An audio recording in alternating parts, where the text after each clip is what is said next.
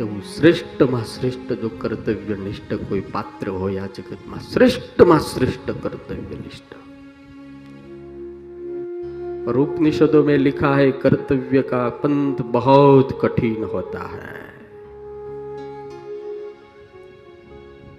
આ દુનિયામાં મારા બાપ થોડીક શક્તિ આવે ને થોડા ગુણ આવે ને થોડું કંઈક આવે ને એટલે મારા બાપ એને ક્યાંયનું ક્યાંય થવા માંડે છે। આ હનુમાનને આટલું બધું આવવા છતાં ધૂળમાં બેઠો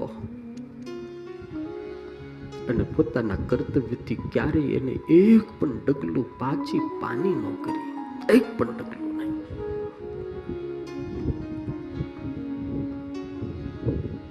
સૌથી મોટામાં મોટા પ્રશ્નો એને આવતા, પણ હનુમાનજી મહારાજે તમામ પ્રશ્નોનું સોલ્યુશન अपने आप की तरह से निकाला।